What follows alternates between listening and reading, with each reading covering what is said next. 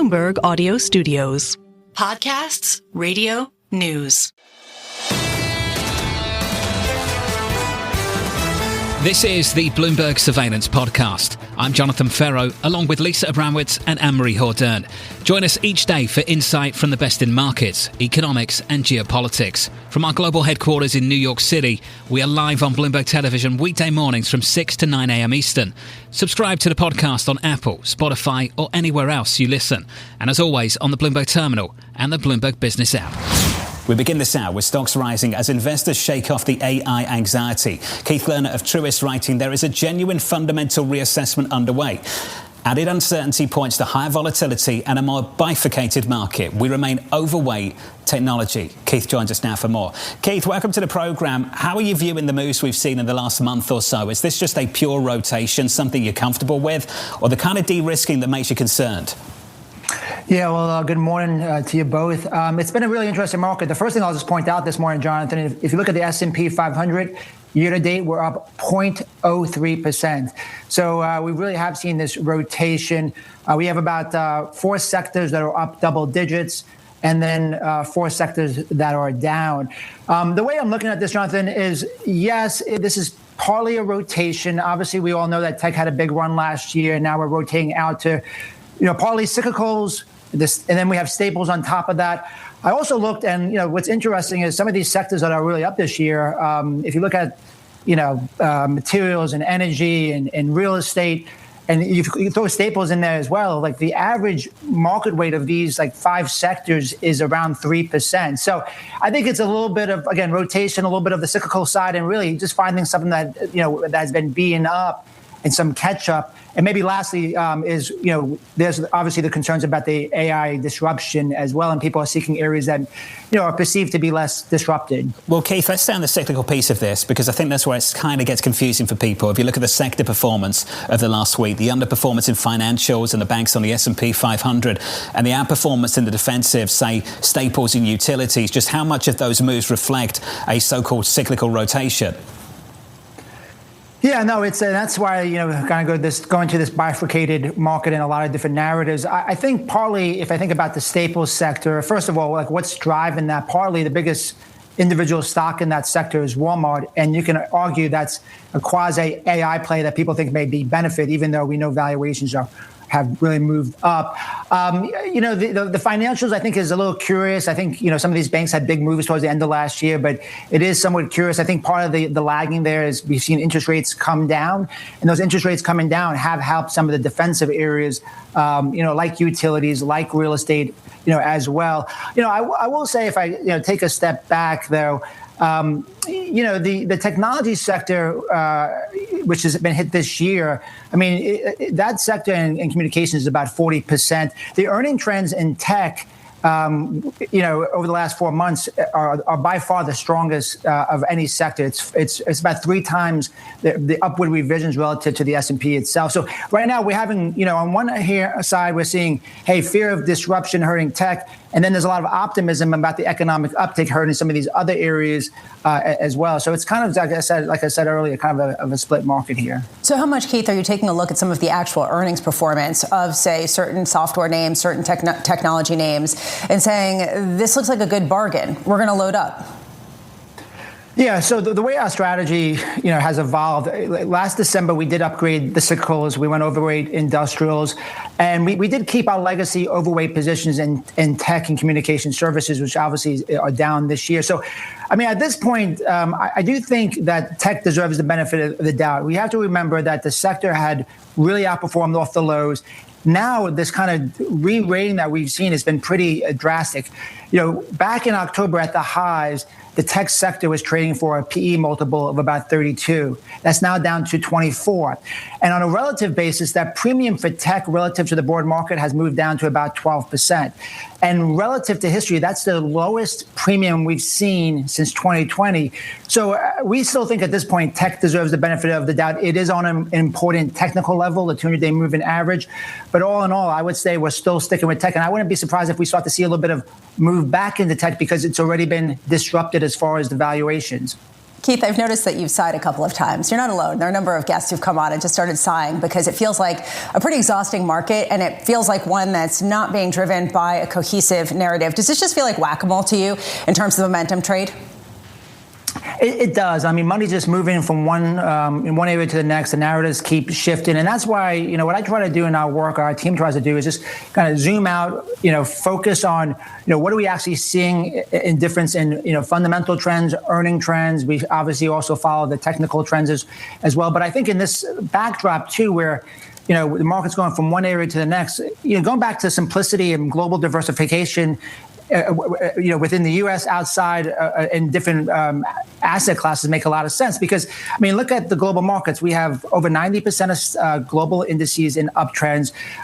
We are seeing, even though the S&P, as I mentioned, is flat, we're seeing small caps up 8%, mid caps up strong as well. So it's been a pretty good investing year underneath the hood. You just can't be overly concentrated just in the S&P 500 by itself. Keith, when it comes to software, do you think there's going to be any scarring on the multiple, on the valuation of that cohort of stocks? The earnings remain robust for the year ahead, maybe several years out, but how scarred do you think the valuation story is going to be?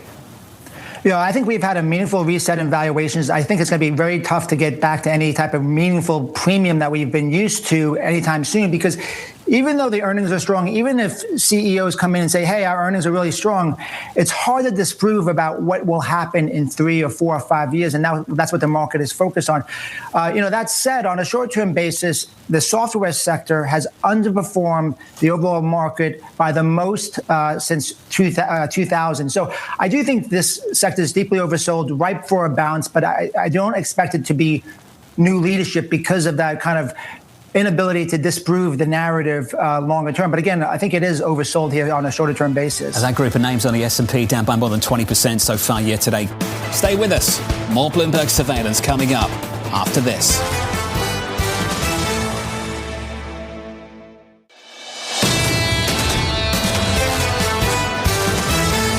And let's keep it on technology. Anthropic launching its second major AI model in just under 2 weeks, further intensifying pressure on the software industry. The team at Lead Edge Capital, a growth equity firm, writing the complete obsolescence of enterprise software is overblown. There will be winners and losers, but the best companies have an ability to adapt and still have strong terminal value. Mitchell Green, the founder of Lead Edge Capital, joins us now for more. Mitchell, good morning. Good to see you. I just smile as you guys say these things. Well, do you think I'm wrong? I think if you are a company that has to, if you're these AI companies justifying hundreds of billions of dollars of AI spend, you sure better convince the world that every white-collar job is going to disappear. So is this the IPO roadshow that we've been talking about? Because that is something we've suggested. I think we're in a giant AI capex bubble right now, and I think it's going to end very bad. I do think AI is going to revolutionize the world. I don't think in the next 2 years that AI is going to be doing the two of our, taxes, and your agents can be talking to my agent, and then they can negotiate our salaries together. I do believe that people underestimate the long-term aspects of it, but they sure overestimate the near-term aspects. Remember in 2015, everybody was talking about self-driving cars? 2000, we could have sat here in the show, talked about the internet. You know who typically won the e-commerce game? Traditional retailers. Walmart, Macy's, Home Depot. By the way, in 2000, we could have sat here. Social media, now a $3 trillion market, didn't exist. And so we're in the very early innings of it. The whole idea that software is overblown is totally insane. I was with somebody that runs a big hospital system yesterday, and they were like, well, I sure hope my IT department doesn't start building HR software. And for my patients, I really hope our IT department doesn't start, building all the ripping out Epic systems and doing all this stuff. It's like not much of nonsense. So near term, long term. Let's start with near term. Yeah. Called a capex bubble. What makes it a capex bubble? Let's just get into that first, and then we can talk about the long term opportunity. The amount of money being spent in terms of how many dollars are going into these things. I think they want to build something like 300 gigawatts, whatever, of capacity. If you start to then actually analyze how much power you actually need to do that, you need how much power you need for nuclear power plants and all these things. We just don't have the power in the United States to do this. Where I actually think a country like China could potentially leapfrog us in a lot of ways, is they can get a lot more capacity a lot easier than we do. This is sort of a question around how much ex-US is really highlighting the AI CapEx bubble in the United States and saying, well, China is doing it better. Is that kind of how you see it right now? I think that's the part way that we see it. I also believe, just look at the models coming out of China, a lot of these open source models, which you can run locally, by the way, are much more efficient. They were developed at a fraction of the cost. They require end customers to spend a fraction of the money. You're running a DeepSeek model versus running an Anthropic model. Again, I'm not saying that Goldman Sachs or Morgan Stanley or, United Healthcare are going to go run a bunch of Chinese models, but you can run them locally. I do think globally, you're going to have a lot of other companies that can say, look, I can get 1/20th the cost and run a model at, in terms of, I'll run a Chinese model, it'll be much cheaper. But the idea that software is dead is absurd. Toast grew 26% last quarter year over year. Datadog grew 29%. ServiceNow grew 20%. Microsoft grew 15%. HubSpot grew 18%. These companies are not disappearing. But the argument isn't that they're going to die or that they disappear. It's just the margins are going to compress dramatically. That sort of the barriers to entry come down significantly, given the fact that Claude or ChatGPT can program a lot of this stuff and get in and do a lot of what they do pretty quickly. How would you push back against that when it's sort of a counterfactual? You can't sort of disprove what some of this technology could potentially evolve to. Keep in mind that software companies' core competitive advantages have never been about R&D. We're not building semiconductor chips. These companies are not building semiconductor chips like NVIDIA or Intel or things like that. And so, yes, 3 guys in a shed can use AI software to try to start building software. But keep in mind, Salesforce probably has 10,000 software engineers. These people aren't just sitting around on their thumbs doing anything. They're also going to use the software. So our belief is if you're a software company and next year you thought you'd have 200 software engineers a couple of years ago.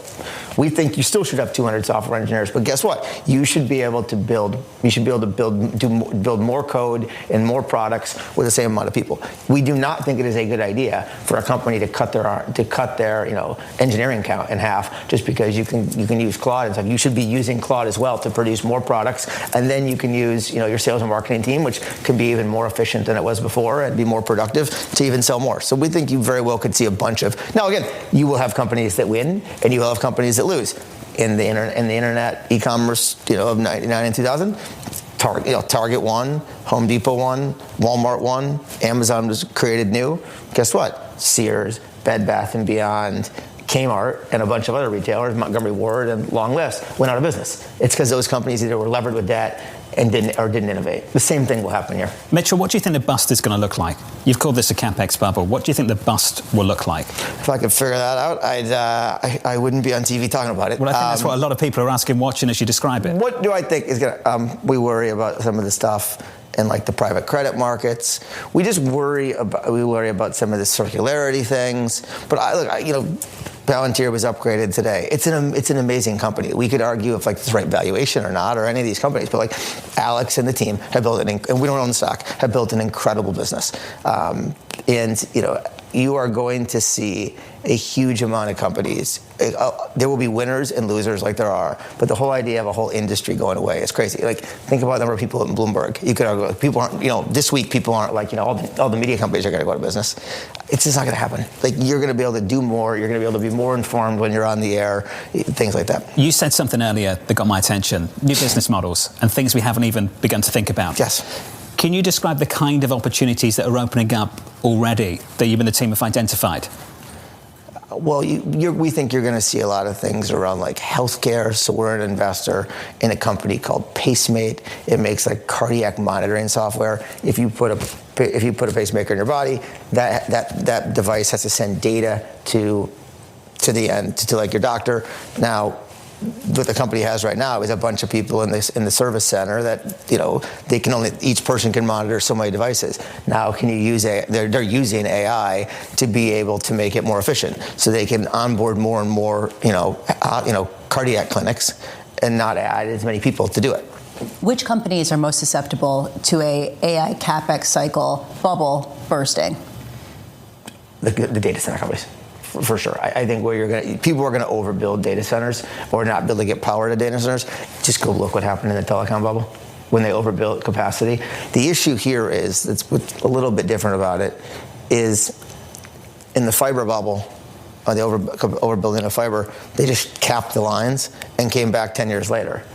The problem today is you put chips in these data centers. Like the question is how long is like the depreciation curves? How big is the moat that insulates a lot of U.S. assets from a CapEx bubble deflating, given that has really led indexes higher? I mean, how much is that part of what we're seeing with people looking outside of the United States? I think people are worried about it, but bubbles can go on. Like Howard Marks has written amazing things about, when it looks like a bubble, smells like a bubble, it probably is a bubble. Trying to predict when these things are going to pop is a fool's game. And by the way, being early to call the bubble and getting out is the equivalent of being wrong as well. We struggle a lot with just the absolute dollars that are being thrown into this. We think it's very real, though, and there will be giant businesses created. But the amount of capital being thrown at it and the losses that some of these companies are generating is absolutely mind-boggling. Can we finish on the politics? We've talked in the past about ByteDance, which has been caught up with national security concerns. Alibaba, again, more recently, tied up with allegations coming from the US government and its ability to maybe operate independently away from the military in China, or lack thereof.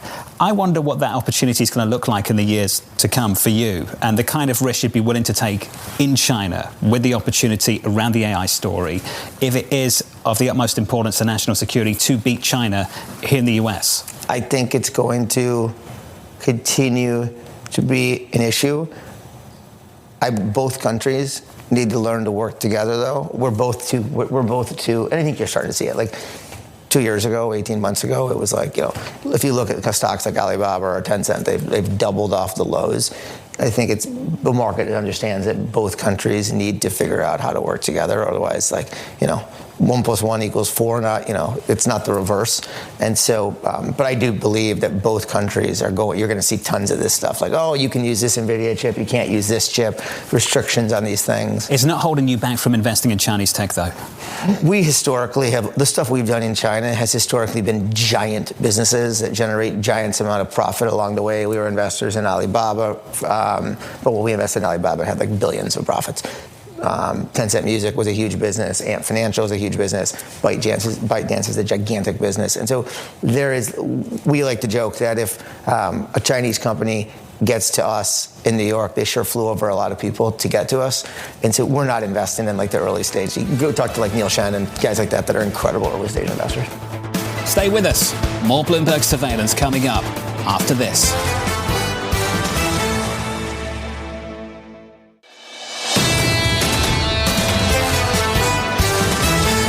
Alicia Levine of BNY Wealth writing, the rotation is painful in AI-disrupted sectors and likely due to revert later in the year. We think there is room to run for tech to regain leadership. Alicia joins us now for more. Alicia, good morning. Good morning. Let's get into it then. Okay, is this a rotation or should we be preparing for a much bigger index level correction?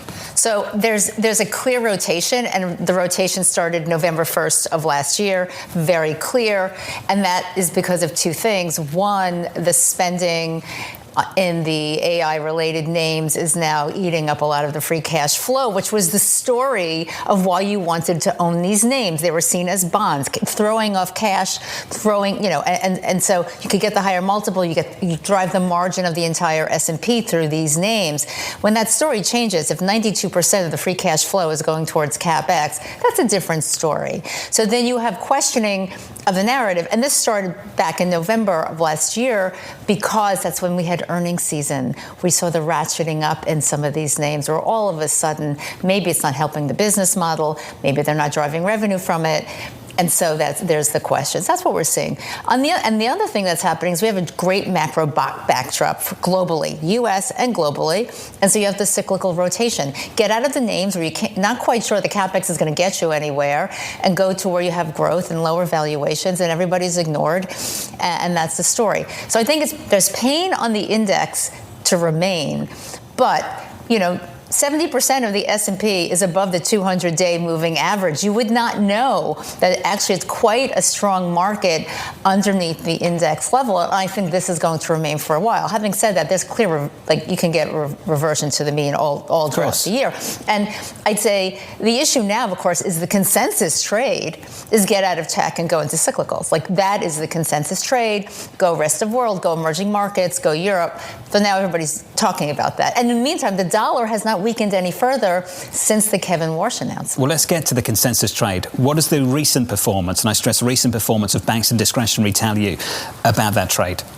It's telling you that maybe the cyclical recovery is not quite there. I mean, we saw that actually with the housing data so weak last year. You saw all of a sudden yields drop and the banks starting to sell off. The other consensus trade coming to the year, we've been talking about this at BNY, which is, the steepening of the yield curve is really underpinning a lot of asset allocation and a lot of trades. And what we've seen as yields have come down, you've had a flattening, and all those favored trades have sold off a little bit to the real world, right? So I call it the dirty businesses, the materials, the industrials, transports, all the stuff, physical world making things. And that's where you're seeing the capital going. I think ultimately, though, if you're not going to have that kind of growth and you still have the best growth in the market coming from tech, eventually investors will go back to tech. So is that what you're doing right now? Do you see this as an opportunity?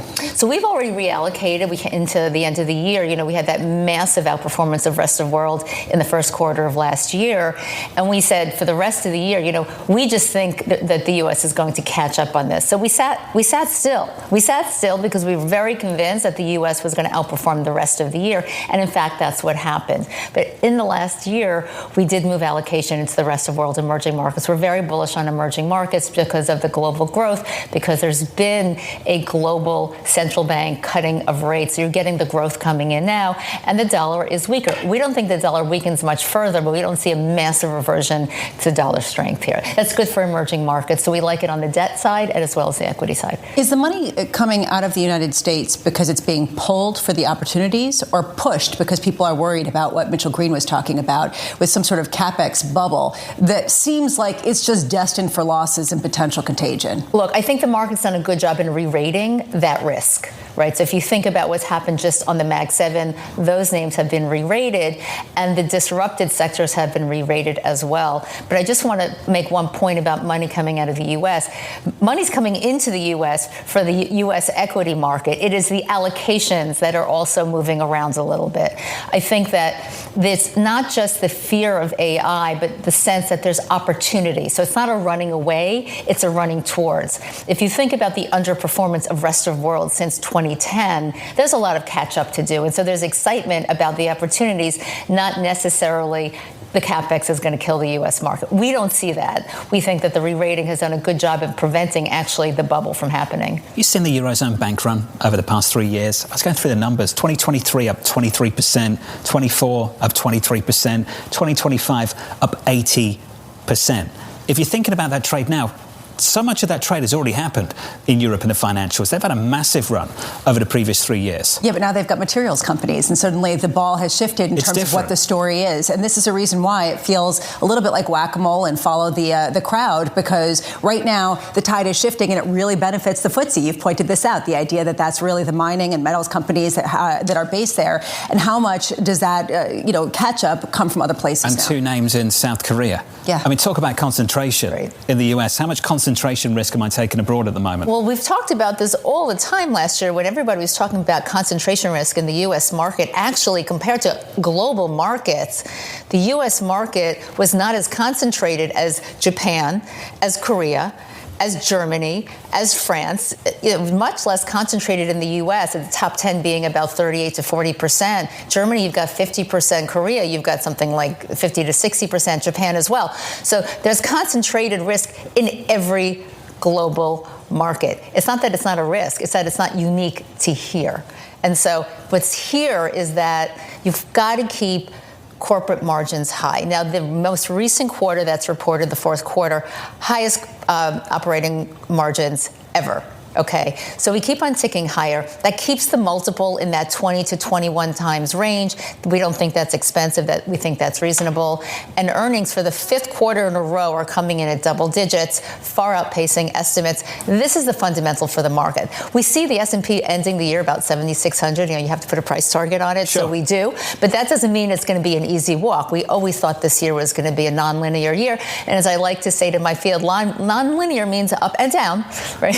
Not a straight line. And we've had 3 years of a straight line because of the AI trade. We're moving around now. Well, let's call it 10% upside is basically what you're looking for on a cap-weighted S&P 500.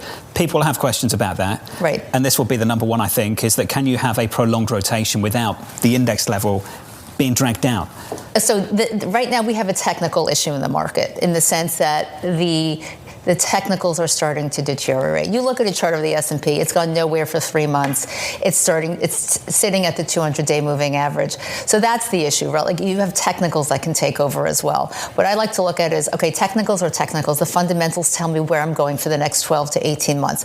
The capital we allocate is 12 to 18 months, and we do long-term portfolios over a cycle. So I'm allocating around that 12 to 18-month horizon, but I care most about the fundamentals. The technicals will take care of themselves. That can mean a bad day, a bad month, a bad quarter, but we sit through it because of the conviction of where it's going. We've had a few bad days over the last week. We have. This is the Bloomberg Surveillance Podcast, bringing you the best in markets, economics and geopolitics. You can watch the show live on Bloomberg TV weekday mornings from 6 a.m. to 9 a.m. Eastern. Subscribe to the podcast on Apple, Spotify or anywhere else you listen. And as always, on the Bloomberg Terminal and the Bloomberg Business app.